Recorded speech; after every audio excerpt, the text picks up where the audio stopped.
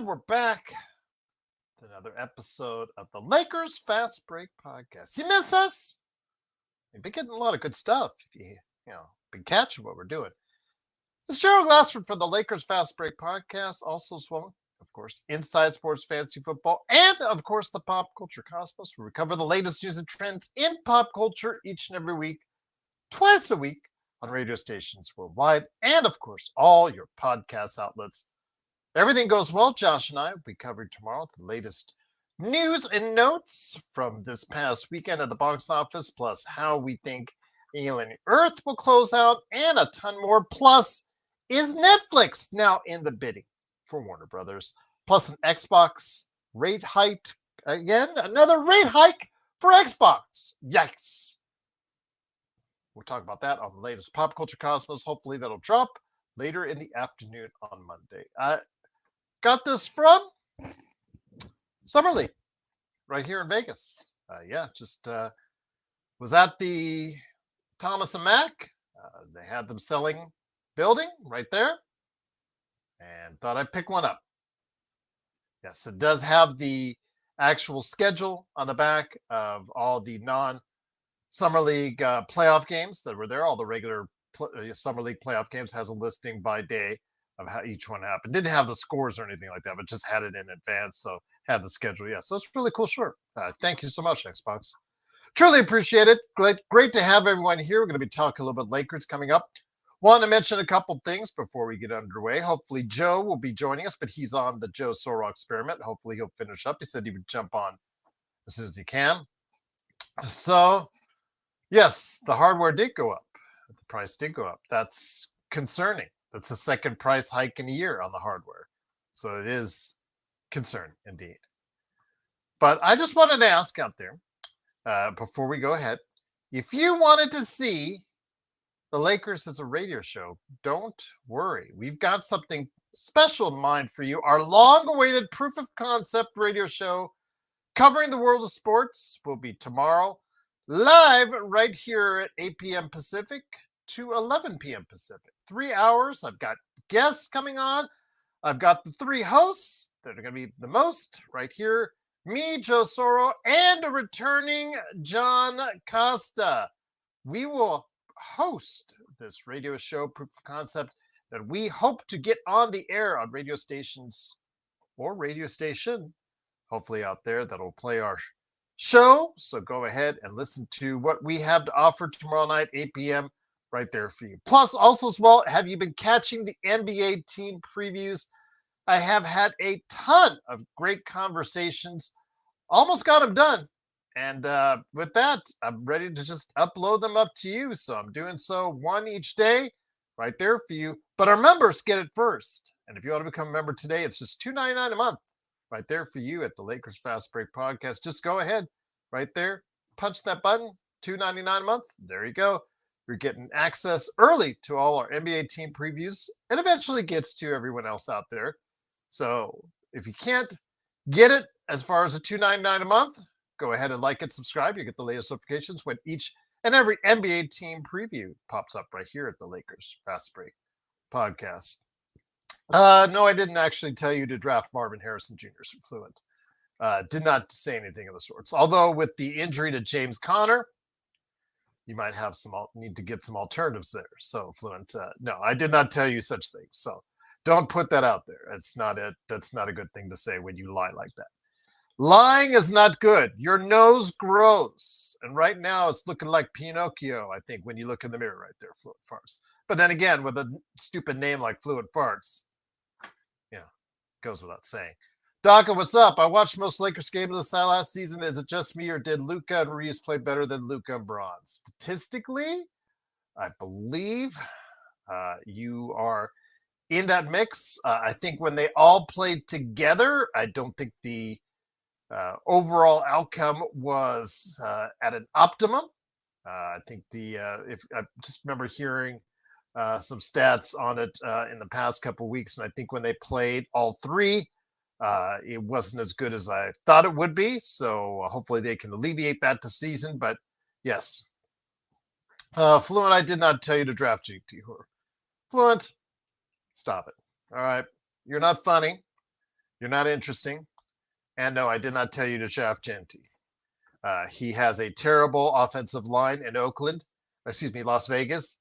And yeah, well, they might as well be in Oakland because they actually block like the Oakland Raiders because they're pretty bad right now. So no, I did not tell you to draft Genty. I did not tell you to draft Marvin Harrison Jr. You did that on your own, and you will go ahead and be liable for that. So yes, stop lying. Lying is not a good thing, as we've seen in recent days. So please don't lie because it doesn't work out for you. Especially again, nobody gives you any credit anyways because your name is Fluent Farts. When you have a non-credible moniker and you try to put non-credible things up there you go. But if you do want to actually hear what I had to say about fantasy football, go over to Inside Sports Fantasy Football. Thank you for setting me up, Fluent Farts, because you didn't even know that you were setting me up for a promo. But if you do want to actually hear what I had to say, plus also what Chris Sardieri a couple weeks ago, or in our primer for fantasy football, go ahead and check out Inside Sports Fantasy Football. No, I didn't force you to do anything. You are never forced to do anything. You do anything on your own free will. It's up to you, your free will. Went ahead and did that. I did not force you to do that. If you did, oh well, say Libby. That's your free will. Speaking out right at you. But thank you for helping me promote Inside Sports Fantasy Football. Nope, I didn't force you to do anything. Nope.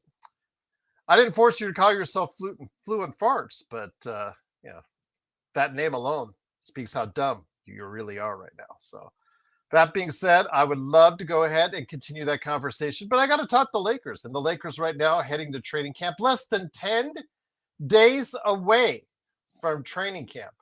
That's right. Oh, it's coming right around the corner. We have managed to go ahead and live through the doldrums of the summer months after the NBA championship. We've made it through the EuroLeague, and in doing so, of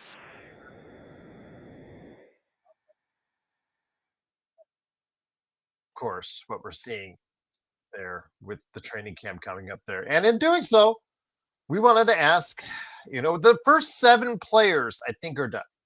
I think we've got a good measure of where they're at as far as the actual lineup, as far as the first 7. That's pretty easy to go ahead. LeBron, Luca, Ayton, Austin, Rui, Jake LaRavia, and also as well Marcus Smart.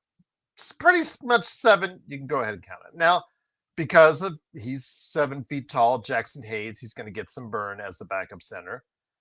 After that, it's kind of up for grabs. I mean, Jared Vanderbilt, it's been Jared Vanderbilt. We're not high on him on this show, but also as well, we, have the fact that he's still got 3 years left on his contract, and they may be inclined to play him. Gabe Vincent is a veteran guard coming off the bench, so he'll probably get the first look as a backup guard ahead of some of the young guys. And then you have also Maxi Kleber in that mix as well. Again, Maxi Kleber looked terrible and has looked terrible for a couple of years, but as a veteran, JJ might be more inclined to play such veterans if that's the case. So that being said, I ask you, is there anyone else that can break out? I know we have Dalton Knecht, who at times played really well and at times played really not so well, especially after the trade. Something seems to have gone absolutely wrong with Dalton Knecht. He's really not been able to focus on the game of basketball clearly since that trade has happened, and it's affected his play. So right now, if this was the regular season already, he would have played himself out of the rotation. He has absolutely been terrible. His defense was bad enough, but when his offense can't save him, he is absolutely not able to be playable at all right now. But can he get to that point where he's once again part of the rotation? We'll have to find out in training camp. Could Bronny James defy all the odds of what Joe and I think he is right now and actually become consistent a player as far as in the rotation? I know that Joe said that if Bronny does become a part of the rotation, the Lakers are doomed. Is that the case? I want to hear your guys' thoughts on that. I mean, Bronny James, very up and down. He had a better summer training camp.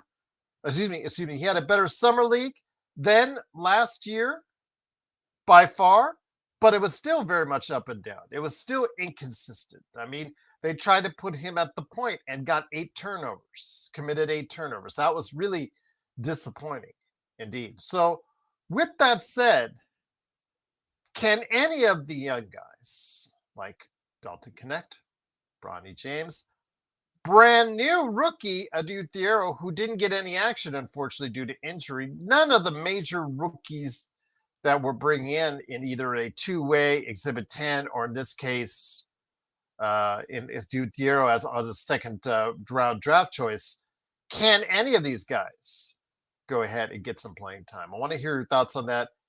Tough Slow says it's definitely in the doldrums. Yeah, I don't know what to make of Dalton Knecht at this point because he has been severely disappointing this summer.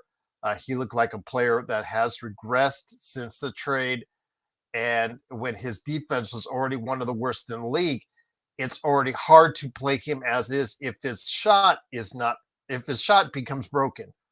Because his shot is actually, his form is good, everything looks good. It seems like it's more up here in his head that there seems to be problems out there.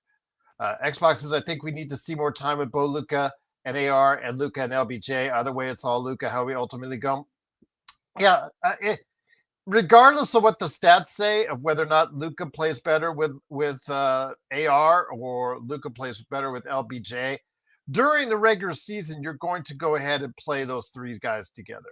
It's the question I have is in the playoffs, if you can realistically play Luka and AR with their defensive deficiencies. That is the question. And then LeBron James at 41 during the playoffs, how much can he give you on the defensive end? Because the regular season is different. It's a different animal than the playoffs. I mean, flash forward to last year, Lakers obviously exceeded expectations, won 50 games, won the Pacific Division, got the 3rd seed, but ultimately just bowed out in 4-1 in the first round because they got manhandled because the matchup was bad. And as we know, the playoffs are all about matchups. So that's a curious question that Doc had put out there. Who plays better? During the regular season, I still think you, like Xbox says, give it some more time. We only got a sample size of a couple months. I'd like to see something over the course of maybe half the season so we can get a better indication of who plays better with Luka and who doesn't. Because I'm sure they're going to still stagger some minutes between Luka and LeBron. So maybe Luka would be playing with the second unit more, or maybe LeBron will. I don't know how that's going to figure itself out, but they're going to have to go ahead and try to find a rotation that sticks because the Lakers still, in my opinion, are not deep at all. Again, I told you about seven for sure rotation players right now for the Lakers. That depends all of A, Marcus Smart is healthy, and B, Marcus Smart can play defense anywhere near to the level he once did. If he can, then obviously he's going to be very much a needed individual out there. Also, his shooting, can he at least be acceptable shooting 34-35% from three? If he can do that, then but my gosh, that will help out the Lakers immensely. Old school football. I'm a Lakers fan and we stink. Please trade Luka. Doncic, LeBron James, Reeves away. Let's rebuild. Well, first of all, old school football. Great to have you here. Truly appreciate it. Lakers stink. I don't know how you can say the Lakers stink when the Lakers have one of the top MVP choices right out there in Luka Doncic. I would have liked them to go ahead and build upon Luka a little bit more wisely and more judiciously during the offseason. They chose not to. They chose to go ahead and look towards opening up the cap space for 26 and 27. But we do have a competitive team. Virtually everyone I've spoken to this summer, whether they're an expert, whether they're a fan, whether they're everybody out there, says the Lakers won't suck, that they'll still win 48 to 52 games this season. In fact, right now, I think the Las Vegas has them 48.5 wins. That's not a team that sucks. That's a team that's right there in that 4 to 6 mix. Now, I don't know what your definition of a team that sucks is, but if they do play at the level where they are winning 48 to 50 games, that's still going to probably leave them right there as a team that can be competitive in the Western Conference. Now, is it a championship team at this time? No. A lot would have to go right, and Luka would have to play on another stratosphere and be able to carry this team, which he carried Dallas before, in order for the Lakers to get for another finals run. I'm not going to kid you wrong. I'm not drinking the Kool-Aid quite yet on that one. I know Mark is in our chat. Yeah, who great guy. Still waiting though, Mark. Still waiting with my controller in hand. Still waiting to play some Gears. The other day, Mark and I were supposed to play Gears. He said, "I just got to go to the market. I'll be right back." Still waiting to play Gears of Wars, my friend. But all good to have you here, my friend. Just thought I'd tease you on that. But Mark has more positivity on the Lakers. Thinks they'll go far. In fact, I've talked to a lot of beat writers. I've talked to a lot of experts from around the world as part of my team coverage, NBA team coverage for each and every NBA team. And you guys would be surprised at the number of people who have the Lakers as a team that can still be at a level for competing with the championship. They see them in that mix. So you guys, even old school football, take solace in that there are still quite a few people who think the Lakers can compete at a high level this season. And again, if everything goes well and they go right around what Vegas has them at, that's still 48.5, 49, 50 wins right there. That's what they're looking at as far as from Las Vegas. So if you take the over, that's still a pretty good year. They finished third in the West with 50 wins.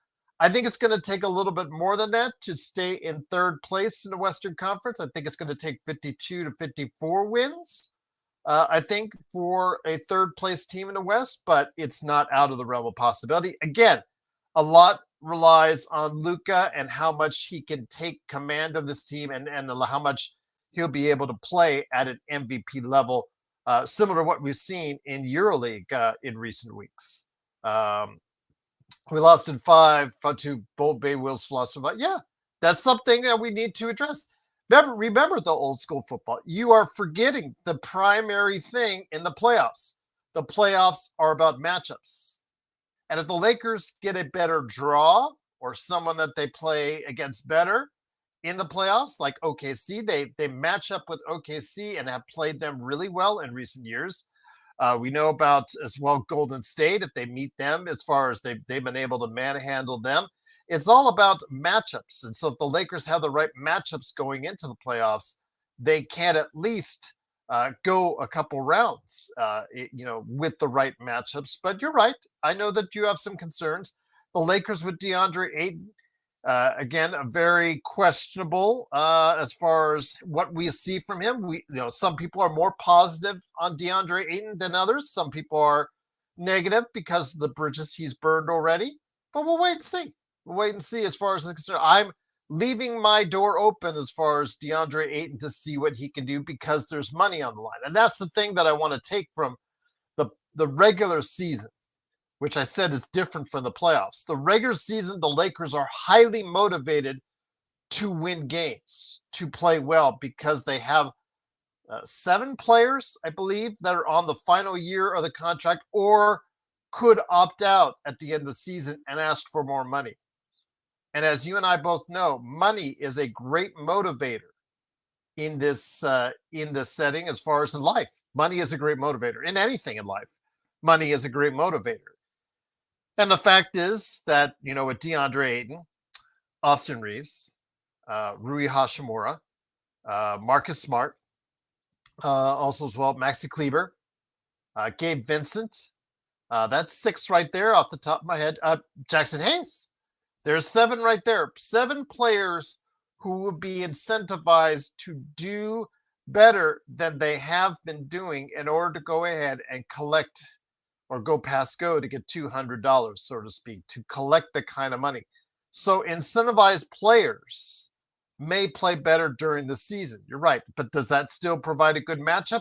Again, it's all about matchups. If the Lakers have the right matchups, they may be able to go a couple rounds. If they don't, you could be right, old school. It could be another 5-game and out situation with the wrong matchups. So we'll have to wait and see. Laker fanatic, great to have you here, Gerald. What if Reeves tears his ACL 8 inches back and LeBron gets hurt? I think you've just answered your own question, Laker fanatic. On that, there's, if Reeves tears his ACL, Ayton injures his back, and LeBron gets hurt, then I think we know where that season goes. It doesn't take a genius to know where that season will go. Then the Lakers will obviously look to move some assets at that point in time because the season will probably not be working out to the extent we would like it to. Best League says Ayton will have a monster game. Ayton, Best League, I do not have enough faith in Ayton yet. I have to see it on the court. He has burned 2 bridges, not just 1, but 2. He's burned 2. He has all the talent in the world as a number 1 draft pick overall, but he's burned 2 bridges before. So we'll have to wait and see it. His peak powers, his peak dominating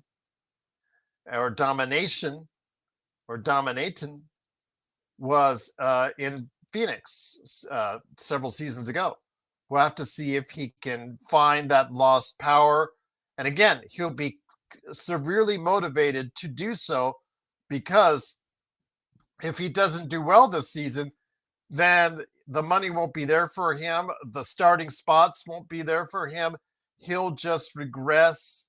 And for a guy who's just hitting his prime now, supposedly, that's a very disappointing to see if ultimately his career trajectory is towards as a backup center or as a also ran or afterthought center than what he should have become as a number 1 overall draft pick. We'll have to wait and see, Best League, but I am not convinced yet on DeAndre Ayton, and nor should you be, because again, he has burned 2 bridges. He's had opportunities with 2 teams to excel, but has found his way out through discontent, arguments, issues behind the scenes, lack of focus.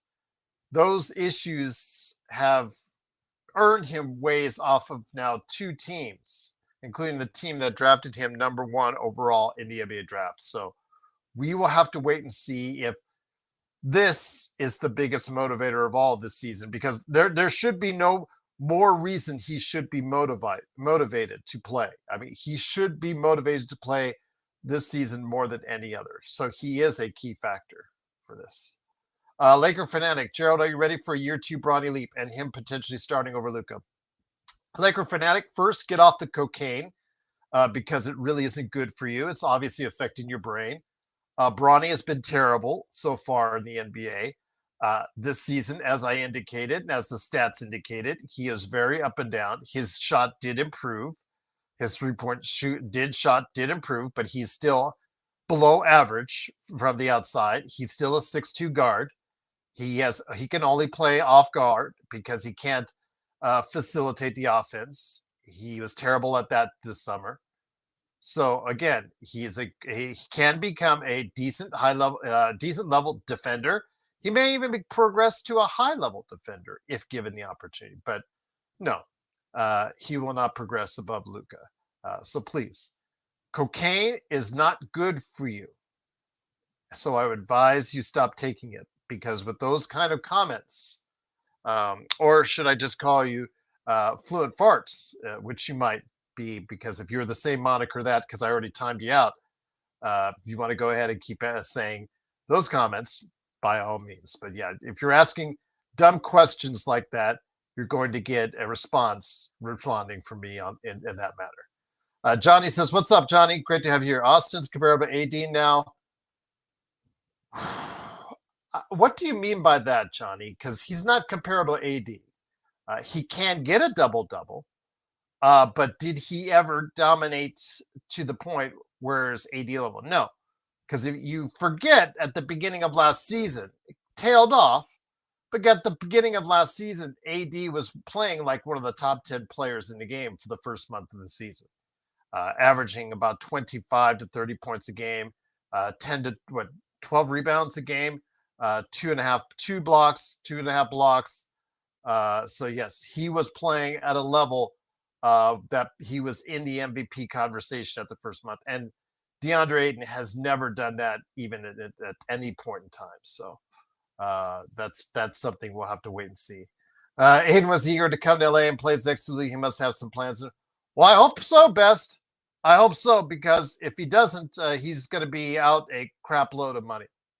And in doing so, being out, a crap load of money, he has only himself to blame, because he obviously has talent. He obviously has touch around the rim. He has touch from about 10 to 15 feet out. He does have a good feathery stroke. He can shoot decently at the line. He can play with power and force when he chooses to.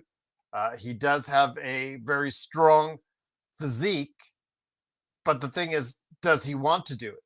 Does he feel like he needs to do it? Does he enjoy the game of basketball enough? If he doesn't enjoy the game of basketball enough this season when the money is on the line, then we'll see. What's up, Jeremy? How you doing, my friend? Great to have you here. A lot of Lakers fans agree. Again, I want to see it on the court from DeAndre Ayton, and he is going to be motivated because that money is on the line for his future. Because, and I said it before, if he picks up his second-year option with the Lakers, that means his year this year was a failure. As simple as that. If he picks up the second year of this option, it means he either got hurt or he absolutely tanked. And if he absolutely tanked and he's washed already at 26, going on 27, it's a very sad statement that's the case. And you can see the talent. You can see the ability that he could be a 18, 19 points, 10, 11 rebound player, because his stats are 15 and 10 all time as far as for his career. So he's going to be motivated to play. I need to see him out there and be motivated and stay motivated and stay on the up and up and stay on the right side, and don't sass back at the coach. Don't try to be a malcontent. Don't try to be someone that's going to burn this bridge, because this bridge is very important to him right now for his monetary future. AD lost his hunger after he won a ring. I don't know if that's the case, Johnny. Again, we will circle back to that first month last year where he was playing at an MVP level. He looked pretty damn hungry to me. Unfortunately, it all started to go awry. Injuries started to set in, but at least he was motivated for that period of time. And in Dallas, he may be motivated to play again to prove a point to the Lakers, but we'll wait and see. But Ayton has something to prove with Luka. Well, he has something to prove, period, that he can still play as a starting center in the NBA. If he can't do it here, he might not be able to do it as a starting center again. Because if he flounders here, he's going to be out a lot of money, and a lot of people are going to just not look at him again as a starting center in this league. Best League says 8 and 16, 10 and 1.6. That's good. That's still underwhelming, Best League. If he does 16, 10, and 1.5 blocks a game, that's good. That's right.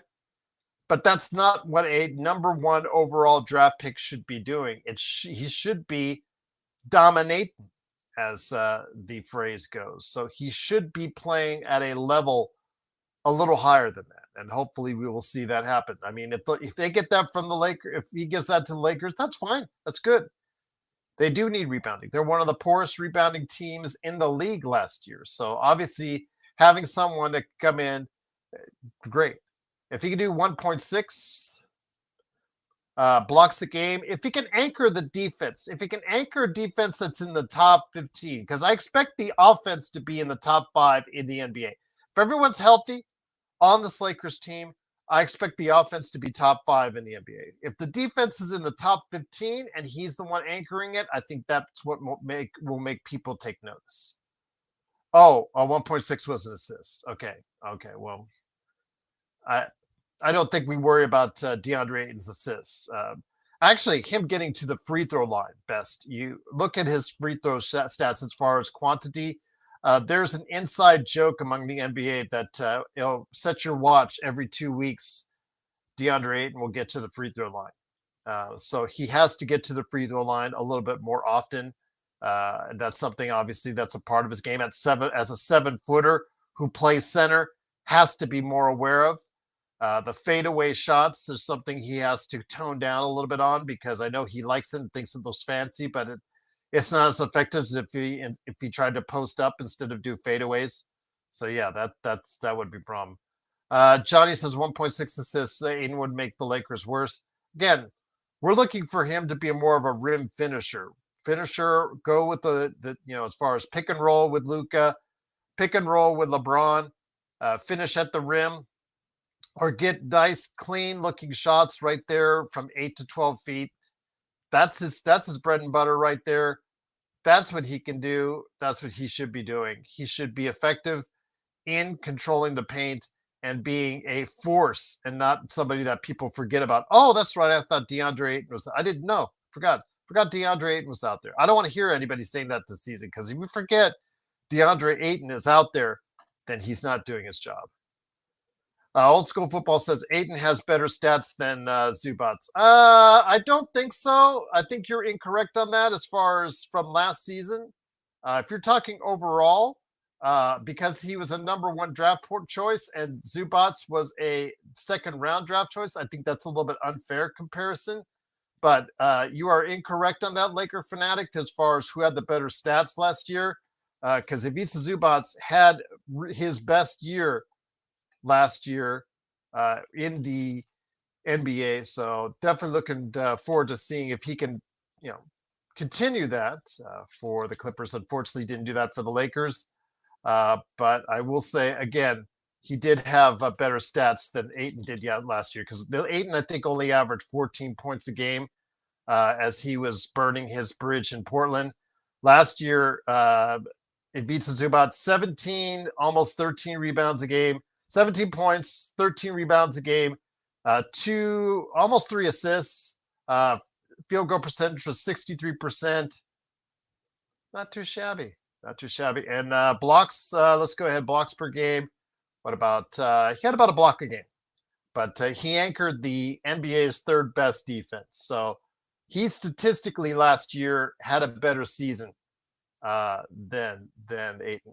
No, right now I would not put Ayton better than Zubac. I think I would take Zubac 100 times over Ayton, because Zubac is always focused to play the game of basketball. Ayton has a history of being unfocused. Ayton has to show me, and has to show you, and has to show Lakers fans that he can stay focused over an 82-game period. Right now, Zubac is playing at a much higher level than DeAndre Ayton. It is clear. It is simple. If you know the game of basketball, if you watch the game of basketball, you know in your heart of hearts that Zubac is playing better than Ayton. It's up to Ayton to prove to you, to me, and to everyone out there that Ayton can play at the level like we know a number 1 overall draft pick can play. Yeah, best. It's right now not even close right now. Zubac has been playing at a better level in this past season than Ayton. Because again, Zubac, I just said it right now, 17, 13, a block game, 17 and 13, a block a game, 2.7 assists. And again, he anchored the 3rd best defense in the NBA. I don't see Ayton do that. Ayton would not be, if Ayton did anywhere close to that, Laker fanatic, which I don't know. Are you really a Laker fanatic? I don't know. It doesn't sound like it. But if Ayton was close to that, he would not have been let go by the Portland Trailblazers this offseason. Sports Baby says Dodgers lost. Yes. Well, again, Sports Baby, I have said to you all season, you've heard it on this show, the relievers, the relief pitching on the Dodgers has absolutely sucked, and they didn't do enough to address it at the trade deadline. So they're reaping their just rewards on that. Their relievers are like hitting it off of a T-ball in Little League. It's just like one hit after another. It's just like, pick how many runs. Well, the Dodgers need to be up by 10 runs before it gets to the relief pitchers, just to be safe, because the bullpen is one of the worst bullpens in the major league sports, baby. I've said it all season long. Joe denied it earlier this season. He just thought it was crazy for saying it. They have one of the worst bullpens in the major leagues. It's just that simple. The statistics bear it out. Their ERA is in the bottom 10 in Major League Baseball. They've given up one of the worst home run, given up as many home runs as some of the worst teams in the league as far as relief pitchers are concerned. They are terrible, and they did nothing to address it, and that's their own fault. Yeah, Roberts taking the starting pitchers out too early. Gee, well, yes, and going to that bullpen. And whether you say he's tired them out, but they weren't even good in the first place to what they are now. Again, these managers, because they're following the analytics, Joe's favorite word, like he mentioned on his show. Okay, he was kidding. He hates analytics.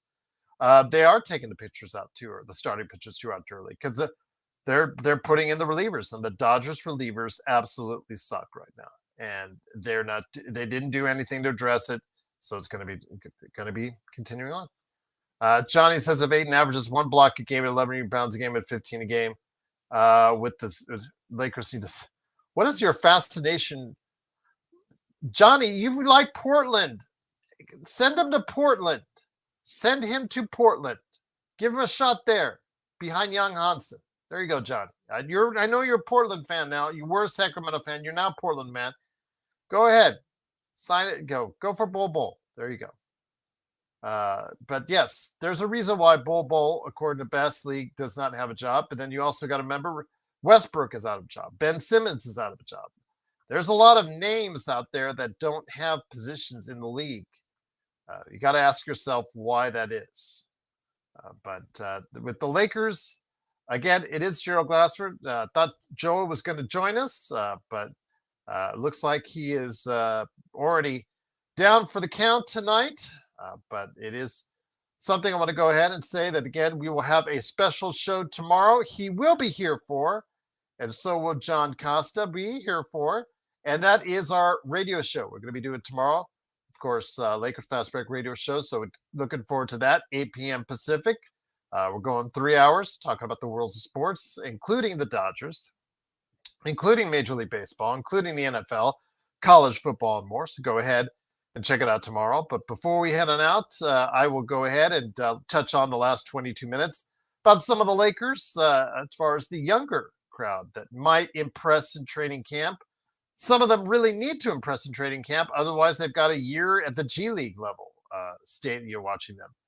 And that is Eric Dixon. I think he's the one that's been talked about by some of the guys around the league that I've been talking to you, as far as somewhat of keen interest, especially because the fact he led NCAA basketball in scoring, I believe, last season. And so as someone who has a 6'8" player, can shoot from the outside, shoot around 40%. He actually shot over 40% from 3 in college basketball. That might translate well to the league, but he has to become a better defender and a better rebounder. For a guy his size, I think 6'8", 250, he definitely has to be able to rebound better and play on that end better. That's why he didn't get drafted. So we're gonna have to see if he has what it takes to be able to provide anything for the Lakers now or anytime in the near future. Christian Coloco, that experiment is still ongoing. I know that we've seen some very rough returns for him. He had a couple moments in Summer League as far as on the defensive end, but can he put anything together? We'll have to wait and see, as he is on a 2-way. And also Adua Thiero. Again, guys, as a defender, looks like someone that maybe athletically can be a high-level wing defender, but he is a terrible shooter from the outside right now. I think he averaged 25% from 3, if memory serves, or in and around there. So obviously he knows what he needs to work on, because if we get another Jared Vanderbilt out there that is so one-sided as far as what he can contribute, that's going to be disappointing. But if he's athletic enough, maybe he can get out on the break, provides a lot of transition points for us. And something he does do well, I believe, is get to the line, get to the free throw line. Best League says, Gerald, who do you think is better, Jackson or Bol? Well, someone in the comments the other day, not here in the comments, but comments after the show, entered that they said Jackson still has potential. Well, Jackson is in his 8th year. Do you realize that? Jackson Hayes, I believe, is in his 8th year, or is he in his 7th? Let me go ahead and check. He's been in the league a while, guys. He's been in the league a while. This is his 7th season. Okay, 7th season, guys. And after 7 seasons, you kind of think he is who he is. But Bol, despite his offensive gifts, is, again, Best League, another one-sided player, as he is a very slow to be able to defend. Players draw him out, can easily get him around him, even though he does have the height advantage. Where do you put him? He is not strong enough for center. He is at forward, also at a disadvantage. Guard, they've tried him at guard. Phoenix and other teams have tried him. Phoenix tried to find a place for him where they could go ahead and put him into the rotation consistently, and he would pop with a 20-point plus game every now and then. But yeah, it just, I don't know where you find a spot for him at this point. It's really getting harder and harder because he has so many liabilities. So I would probably say right now, Bol is more skilled offensively. Jackson is better defensively, even though Jackson's defense also, his defensive deficiencies are also on point. I'd have to give it a slight nod to Jackson because of what he's less of an enigma than Bol. Bol is an enigma in and of himself. Yeah, that's, well, Bol, then tell Portland, because Portland might need a power forward themselves. They got centers, they've got some guards, they've got some nice forwards, but maybe they could use a power forward. And so go ahead, let them know. Let them know they could use Bol. So there you go. Can Hayes back up LBJ at power forward? Well, Hayes is not a great backup at anything right now, as we saw from last year. He is a one-dimensional player. As a pick and roll player, his defensive awareness is not that great. Bol, again, when you're talking about comparing him to Bol, and Bol is not even in the league, that's not, and the argument is there for both sides. So anybody who argues for Bol, I'm not going to argue wholeheartedly for Jackson Hayes. So if I'm having that kind of contemplation, that tells you all you need to know about Jackson Hayes right now and how bad a player he has been with the Lakers. So again, he has to step up his game, or he might be out of the league. He might not be able to find another spot. That's something he has to worry about. He has to be more consistent coming off the bench. As far as putting him at a number 4 position, you can't. If you have him, pair him alongside DeAndre Ayton and put those guys as twin towers or the twin 7-footers out there against some of the other 7-footers, that wouldn't work because you even have serious spacing issues. When Alper and Sengun and Steven Adams play, that's different because Sengun can space out and get people out to 20, 25 feet and then leave the inside to Steven Adams. And when you have Chet Holmgren and Isaiah Hardenstein, Isaiah can work inside and Chet Holmgren can stay on the outside. We saw how effective that worked at times for Oklahoma City. Mitchell Robinson and Cat, those guys work effectively because Mitchell is an inside guy and Cat, he calls himself the best 3-point shooting big man of all time. So with that being said, I really have a hard time seeing Jackson Hayes as a 4 if your 5 is DeAndre Ayton, because you just don't have spacing. You have 2 guys that are just standing out there looking for lobs that essentially do the same thing. Again, it is Fitzgerald Glassford. Thanks so much again for joining us. Truly appreciate you doing so. Looking forward to tomorrow's. Again, tomorrow we are going ahead and doing a full show on as far as 3 hours. Going to be a great time talking about the full world of sports. So definitely looking forward to seeing what your thoughts out there are on the world of sports. We'll be covered again the NBA, the Major League Baseball, the NFL, and more. We'll have guests on, and we'll be running it like a real radio show in 15-minute segments. So I think you guys will like it. Be hard hitting, fast hitting, be a quick 3 hours right there for you starting tomorrow night at 8 p.m. Pacific. There you go, indeed. Johnny says, so Bobo at the 4 is better spacing than Hayes. Well, Bobo can stretch it outside. So yes, but Bobo, you can drive around Bobo. you can get the ball around Bobo defensively. That just tells you all you need to know right now. So Xbox, yes, the trolls are running. I've already timed out Laker Fanatic, who I think was also the farts guy from earlier. So I think it's all the same person. And if he comes back again with those same dumb questions that he puts on Joe's channel. By the way, Joe's channel, the Joe Soro Experiment channel. If he puts on those stupid questions that he puts on Joe's channel, I just time out. I just time out and say goodbye. We'll see you tomorrow. He can still watch. The beauty thing is that he still is watching and providing me viewing hours while he's watching there, while he's trying to make up another moniker so he can give me more stupid questions. So it's great. I time him out. He can't talk anymore, but he still watches me and gives me more revenue, especially if he watches the ads. So it's a beauty, Mark. It's a beauty. Johnny says, so players will eat Bobo for... Yes, Johnny, yes. Again, if you played Bobo one-on-one and you drew him out, you could drive right around him. That's why he's not in the league right now, Johnny.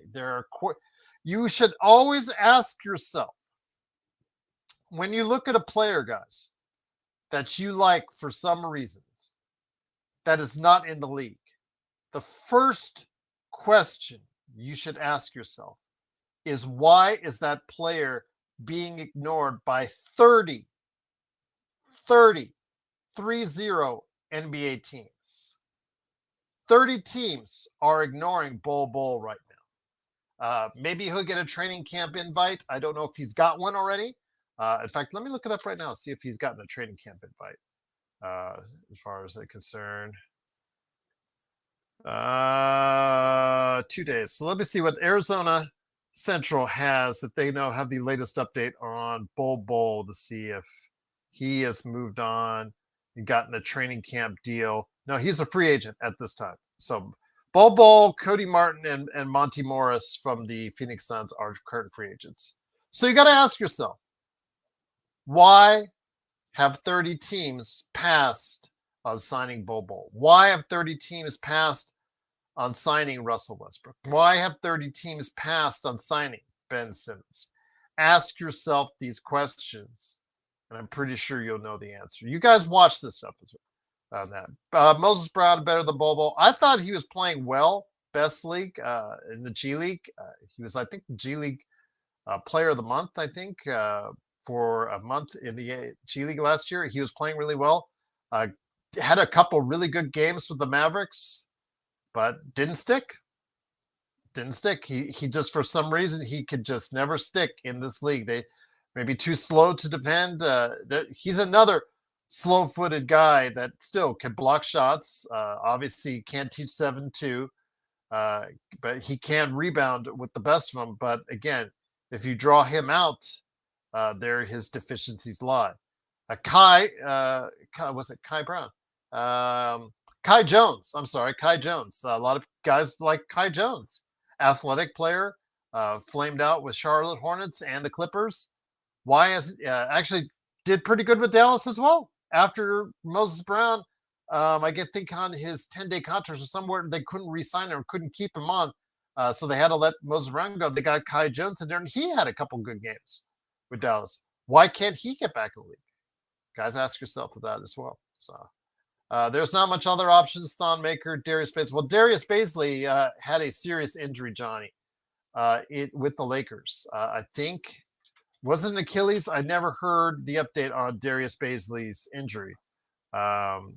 He suffered a significant leg injury during the summer league. So I think it was Achilles related, but that was just what I saw, but it was never clarified as far as what that was. So yeah, absolutely not looking good for Darius Baisley and his return to the NBA as of now. But they said a knee injury. So I could have sworn it looked like it looked like he popped Achilles. But again, they're saying it's a knee injury. Either which way, it's still not a good future for Darius Baisley. Thonmaker was a reach, I believe, by Milwaukee, and that had never panned out as well. If we had cap room, we could get Chris Boucher. Well, Chris Boucher is now in the hands of the Boston Celtics. So he might even be starting for them if he has a good training camp. So I don't think we can go out and get Chris Boucher now. But if he does play well, I'm sure that the Boston Celtics, who are not looking to go ahead and win a title this year, will be looking to recoup some assets. So Chris Boucher could be on the trading block come February from Boston. So yes, for backup. Well, again, he's playing in Boston right now, best. So at some point, you got to let it go. Let it go. I mean, I have tried to let go. I know JSJ has yet let go of Zubats, leaving, being traded from the Lakers for a player who shall not. Well, okay, I'll name him Mike Effin Muscala. But anyways, yes, I've let that go. I know that JSJ hasn't, but again, we got to let it go that Chris Boucher is not going to be on the Lakers unless he is traded at the trade deadline because he's playing for Boston, at least the start of the season. We'll see how that works out. But again, it's the Lakers fast break. Again, Adjut Diarra is someone I'm interested to see as far as this defense, which could already be coming in at an NBA level. He could be, if he's healthy and plays well during training camp, he could look like the best defender that we have out there by the end of training camp. There is that possibility. Now, that's at a very high bar because you have Jared Vanderbilt, whose defense looks like has slipped. But with Jared Vanderbilt, I say again, I'm off Vando Hill, but he did have double foot surgery. So maybe it took him a year to kind of work things out. Didn't look that great. So maybe a year removed from all that, and he may look a lot better. So he may return to be one of the best defenders on the team this upcoming season. We'll have to wait and see. Marcus Smart, I know that Jovan Buha is infatuated with him right now. Says, there's the only starting line. This is the guy in our starting lineup. It has to be Marcus Smart. It has to be Marcus Smart.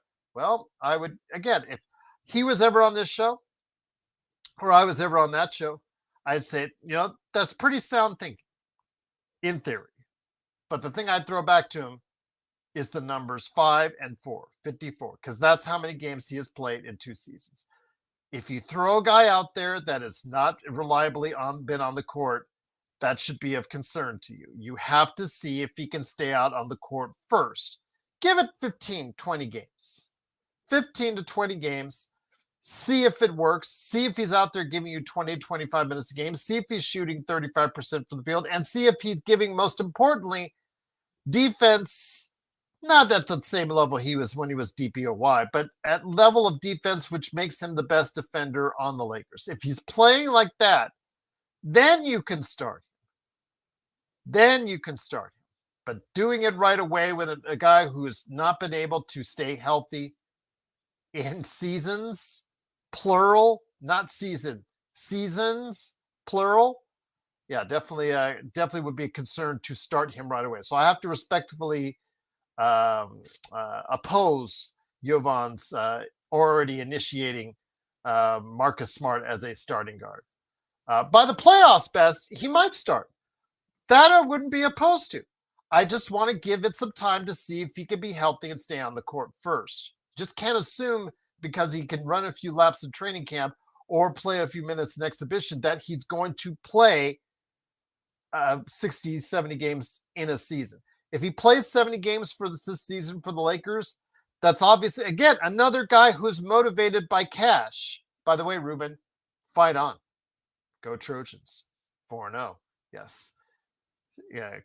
It wasn't as close as the score indicated against Michigan State, but they're looking okay.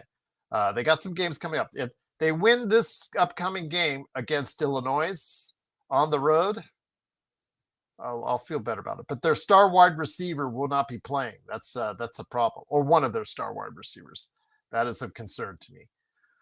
But if again, um, Smart has to show he can stay out of the court because he is incentivized by money, and so he will also be someone that maybe be able to go ahead and provide the Lakers with something they don't have.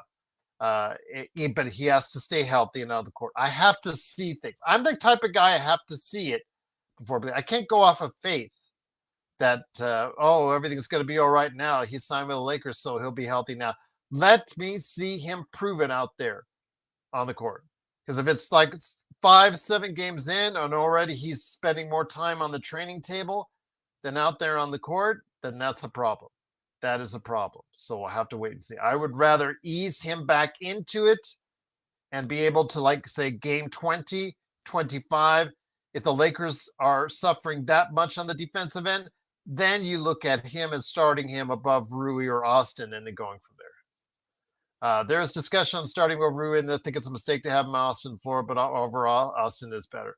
Again, Best, wherever you put Marcus Smart, I have no problem with. Just don't do it yet. See first how your team is, especially the two guys, Rui and Austin, who are playing for their biggest contracts of their career. That's something people forget.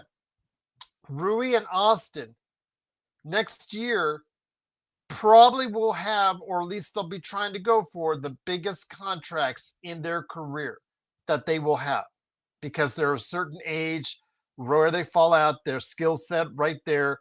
If they both have good seasons, they'll be getting their biggest payoffs of the career, because when they finish those deals, they'll be 32, 33, and they'll, of course, you'll see a scale down from there.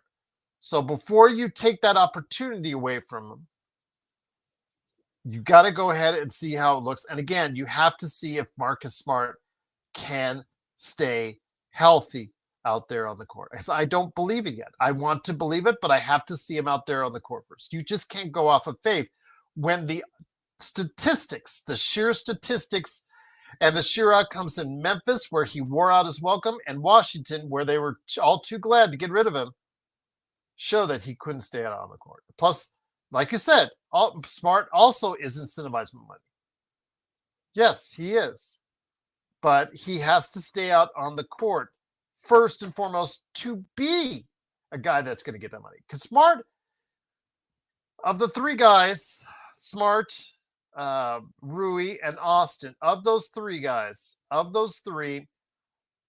Smart is the one that can come off the bench, play a certain way, and still get a big paycheck at the end of the day.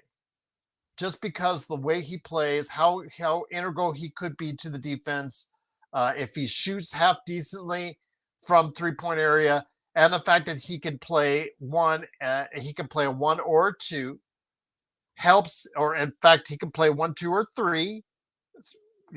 If he's a healthy guy and he's playing anywhere near close to the DPOY level, if he plays like that, he can come off the bench and still earn a big fat paycheck. If Rui or Austin start coming off the bench or get demoted to the bench, that is a serious hit to their potential earnings.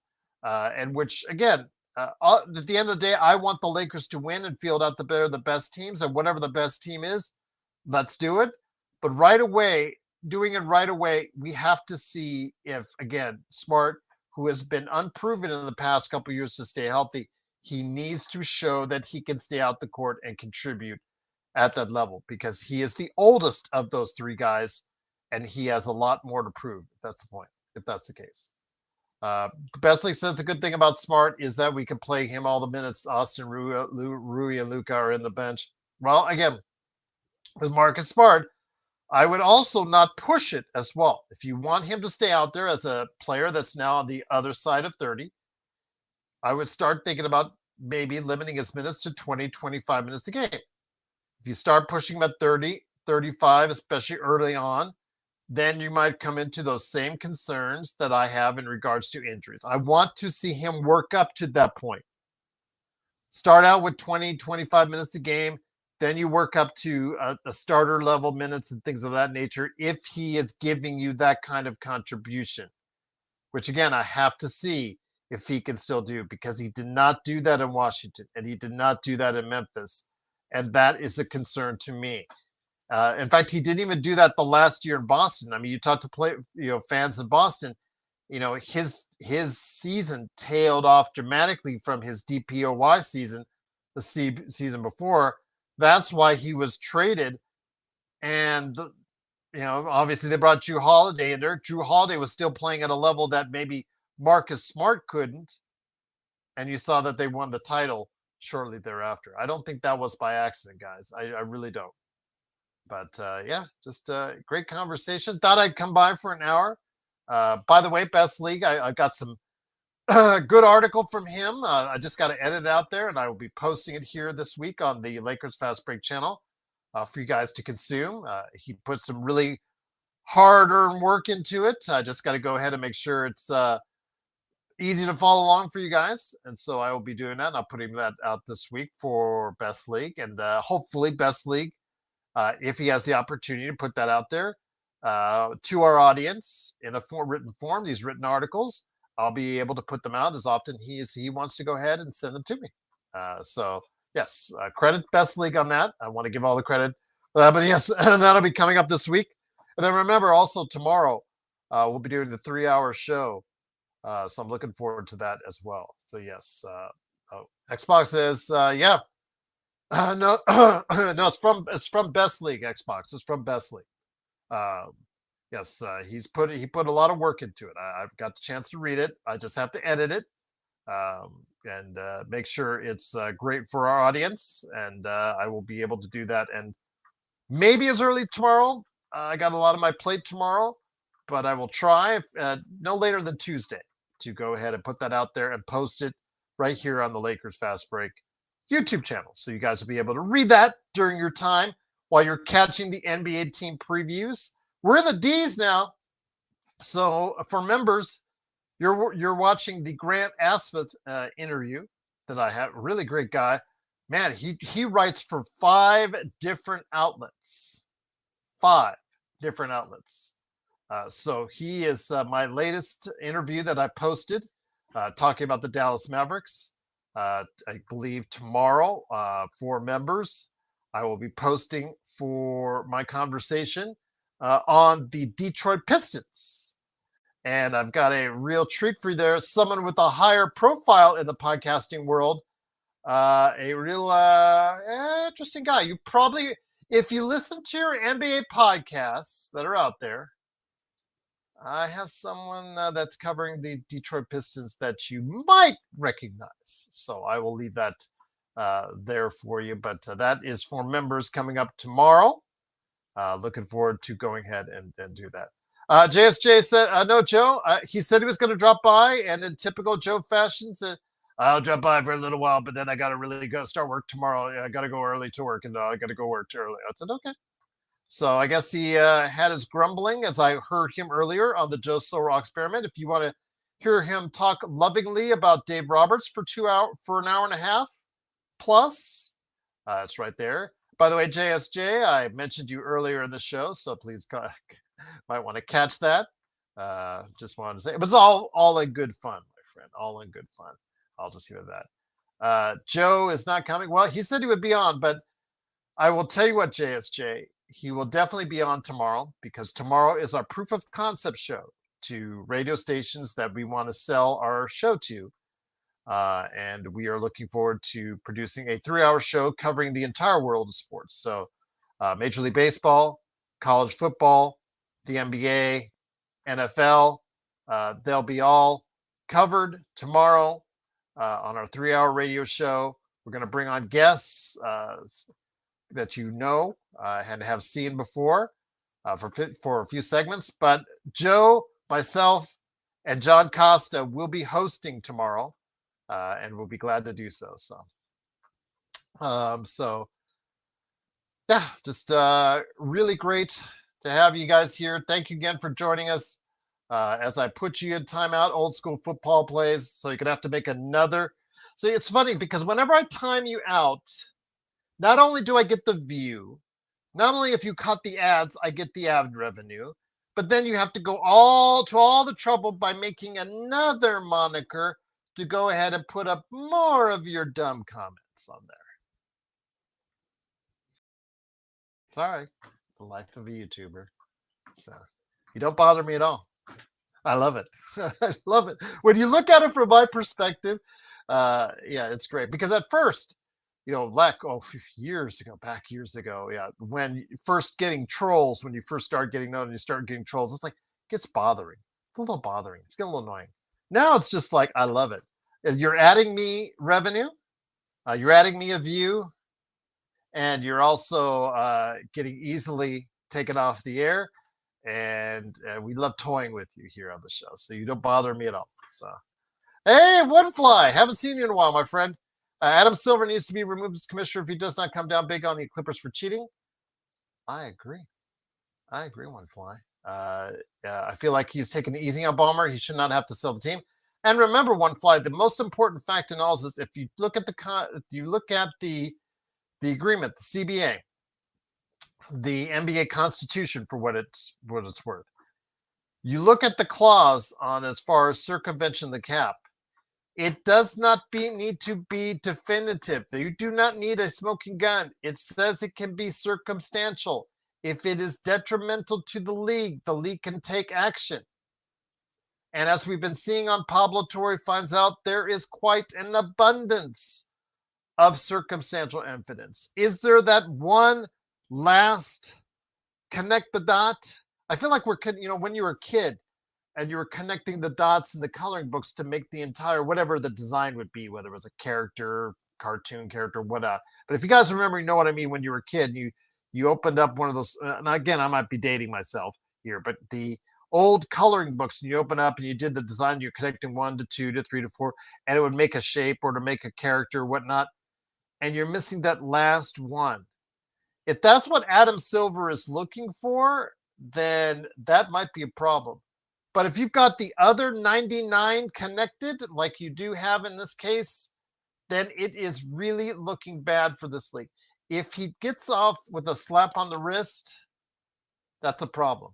And I think Kawhi Leonard should not get off on this either, One Fly. That's the one thing I think everybody is forgetting, Kawhi Leonard and Uncle Dennis and all this, and the pressure they put on teams and the side deals that they want, and the hustle and they all want, has been described as far as what they tried to ask for from the Lakers and from Toronto during his last free agency period and back in 2019. I really think that Kawhi needs to be disciplined, that you can't play around with these type of games. You cannot play around with these type of cap circumvention. You have to do things by the book, not only if you're the team, but if you're the player and representative as well. You can ask to do all these things, but it's like if you're asking for a bribe, when you ask the person for a bribe, it's wrong, but you're doing it anyways. And just because the person gives you a bribe, it should be disciplined. The person asking for the bribe should be disciplined as well. Kurt Affair says, can we get Uncle Dennis without getting Kawhi? Do you really want that, Kurt? Do you really? JSJ says, I wouldn't want Kawhi anymore. Oh, gosh, come on, guys. I've heard that from Tom, Laker Tom. I've heard that from all over. The Lakers, if Kawhi gets his contract voided, there's no way the Lakers should take him. If we're that close, let's say it gets into like 60 games in, we're like third or fourth place in the Western Conference, and Kawhi suddenly becomes available. Can't tell me you guys wouldn't be interested in. What's up, Kurt? Thank you so much. Like I said, we're going to try it. I've been asking for years to try and do something like this.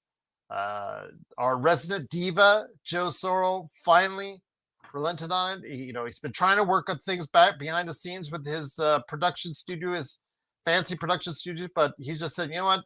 Screw it. I'm just going to go ahead and do it from my house. I said, okay, yeah. That's what I've been waiting for a while. So yes, we've been waiting for the diva. He's finally ready to go. Tomorrow is the day.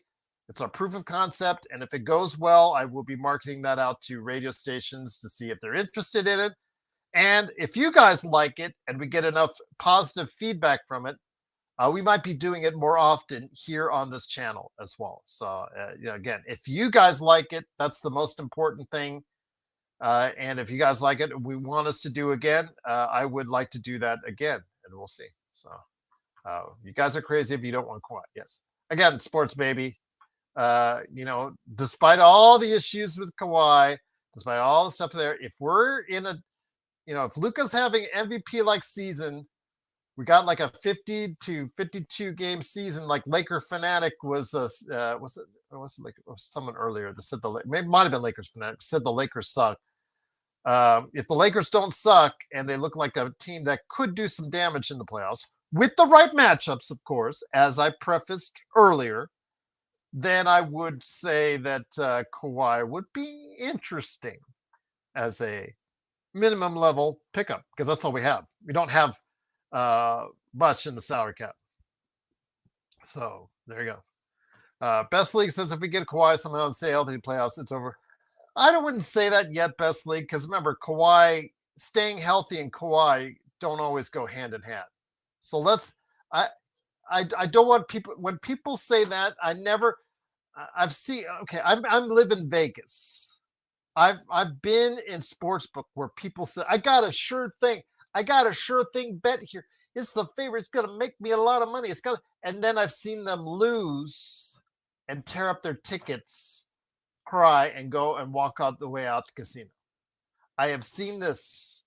I have seen this amongst my friends at workplaces here in Vegas. Since I moved to Vegas, again, I've seen this. There's nothing like a sure thing. There's always a percentage that something can fail. So I want to see that happen. Kawhi coming on Lakers would be could be a really good thing, and could be if he can play at a high level. But if he gets a knee injury like 3 games in, then what are you going to do? Because the Lakers won't be able to diagnose it. It's going to be Kawhi's team that will diagnose it. And here we go again. The other stuff with Kawhi. I mean, we talk about the stuff with LeBron as far as all the outside stuff. Kawhi has a lot of outside noise as well. His own team, medical staff, et cetera. I guess he commutes from San Diego via helicopter or whatnot. I don't know how he does it. I don't know his lifestyle or anything like that. I've just heard bits and pieces of his life with the Clippers. So yeah, again, not for sure, but it would be okay. Oh, there you go. There's Joe. He's there now. Thought you were going to sleep, man. Thought you had a busy work day earlier in the morning tomorrow. Sinblades, by the way, Sinblades with the Y.com. There you go. But JSJ, you asked for it. You asked, where is Joe? Joe appears. It's like Joe Henry. Say his name and he appears. Sports Baby says you can't rant without swearing, so there won't be. No, that tomorrow there will be a rant. He can rant without swearing. Joe is a college educated level individual. He can have a rant, and an effective one, without swearing. I put that challenge to him. I think he will beat that challenge. I think he will meet that challenge and beat that challenge tomorrow. You said, Joe, that you were going better. You said you were going to stop by the show, but you were going to check out because you had stuff to do in the morning. Because you have got a supremely successful company in Simblades. And if you want to go ahead and you're in the Southern California area and you want to go ahead and have a better lawn today, you'll understand why Joe is so busy at Simblades. Simblades with the Y.com. Yes, JSJ, you believe in Joe Soro. That's right, just like Joe Henry. He can't say that, Sports Baby. You can't say that when you're on the air on public radio. You could say like Pussycat, but that's the best way you should be saying it if that's the case. But meow meow on that one. So, guys, just truly appreciate you joining me. Thank you for stopping by. Again, I have many more NBA team previews to go ahead and showcase to you guys. If you want to get it first, go ahead and become a member today for just $2.99. That's it. John Costa is the true wild card. Yes. John knows, though. I have already spoken to John, and I've already told these guys that they can't use language. It defeats the purpose. I don't have a dump button. And if we get a radio show, I'm sure there's a producer there. They can do the dump buttons all they like. But I don't have a dump button tomorrow. And I'm going to challenge the guys that they cannot, and I think they will exceed my challenge. You know what? I said I didn't have faith. I have faith. I have faith in Joe Sorrell. I have faith in John Costa. I have faith those guys will go ahead and they won't let me down. They won't let me down at all. But Dante, great to have you here. Xbox says I'm going to do 30,008 steps yesterday, but I'll tell you what, Xbox, anything above 25,000, you're the man. Just keep at it. Next time, though, let me know if you can't come back in the market in time to play Gears of War. So we're waiting for you, man. It's like waiting for you. Like I was like 1:30. I was like, where is Xbox? I've got to go to bed. I was just like waiting for you, man, because you just said you were going to go to the market. No worries, man. But I'll catch up with you on Gears because I had a lot of fun the other night playing Gears of War. It's better playing with co-op because that game hasn't aged well. I mean, it looks better, but the Gears of War Reloaded the AI is dumber than bricks, so it's always better when you play with it with somebody else. So there you go, indeed. But the Kurt affair, I would laugh, and Joe and John are well behaved, and Gerald ends up being the sailor mouth. Not when the money's on the line, my friend. Not when the money's on the line. We'll see. We'll see. Maybe, Kurt, you will push me over the line, and I will actually use foul language on our foul language free show tomorrow. You might be the key to our failure as a radio show, but we will have to find out if that's going to be the case. It is, of course, the Lakers Fast Break. Truly appreciate you joining us. I'm going to head on out. Hopefully, you will take this as far as your Monday morning drive. Hopefully, you will have a safe and happy Monday. We will lead you tomorrow night, again, 8 p.m. Pacific, right here on YouTube, the Lakers Fast Break, also of course, Facebook, and of course, Twitch as well.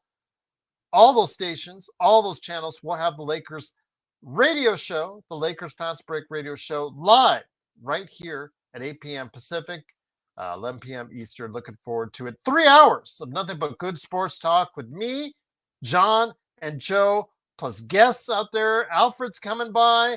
Also, he's returning. He's been busy, but he is coming back specific for this. Of course, my good friend Chris Sardieri, he's also been busy, but he's coming back on for her segment as well. And Legend is also coming on for a segment as well. Now, if you guys somebody that knows the NHL that wants to talk with us for 15 minutes, I can squeeze that in tomorrow night. But you guys got to have that person get a hold of me that wants to come on tomorrow that knows the NHL. Lakers Fast Break at yahoo.com. Lakers Fast Break or yahoo.com, or put it in the comments after the show. If you have somebody that knows the NHL, because the NHL exhibition season just started, I would love to go ahead and put him on or them on for 15 minutes. But let me know. But if not, I got it covered. I got it covered. We've got rants, we've got sports talk, we've got interviews all lined up for you tomorrow. It is our proof of concept show for radio stations anywhere out there that wants to pick us up. Looking forward to it indeed. But once again, it is Gerald Glassford to the Lakers Fast Break. Please like and subscribe so you get the latest notifications on all of our NBA team previews that you can catch the Lakers radio show that we're doing tomorrow, the Lakers Fast Break radio show, where we're covering the world of sports. Looking forward to that tomorrow. And then, of course, all the good stuff we bring to you right here, including Best League. Best League, his written article that he's going to be putting out there. I'm putting it out there on the Lakers Fast Break channel here. So check out what Best League will be writing about here in a matter of days, just weeding through, editing through, and I'll have that finished this week. Looking forward to it. And last but not least, don't forget my good friend Drip Show. Drip Show store. Go to Drip Show store. You saw the cool, awesome Kobe Genesis canvas thing. I'm gonna put it up behind me. I just got to figure out how I'm gonna rework it because it's actually larger than the posters you see behind me. So I got to figure out how it's gonna fit on the back wall there behind me. So you are gonna see it on a regular basis. But if you want something like that for your Christmas holiday season, I highly suggest you do it sooner rather than later. Get a quote today from Drip Show Shop. That's Drip Show Shop on Instagram and Twitter. You can reach out to him. He can get you a quote, and you can go ahead. You've seen all the stuff he's done as far as Kobe related, Dodgers related stuff. You've seen the stuff he does hats for Joe. He's done T-shirts for Joe. Go ahead and make sure you go ahead and hit up my friend Drip Show Shop today. Curtis first says, I'm sure Shawnee was talking about the Blue Jays clinching a playoff spot. Shawnee was talking about a lot of things off the camera, but that's neither here nor there. My best to you, Sean, Magic Man, wherever you're at. Wishing you all the best, my friend. Hopefully you'll come back to us soon, and hopefully you will come back to us soon, like tomorrow, when we got another NBA team preview and our big 3-hour radio show coming up right here on the Lakers Fast Break Podcast.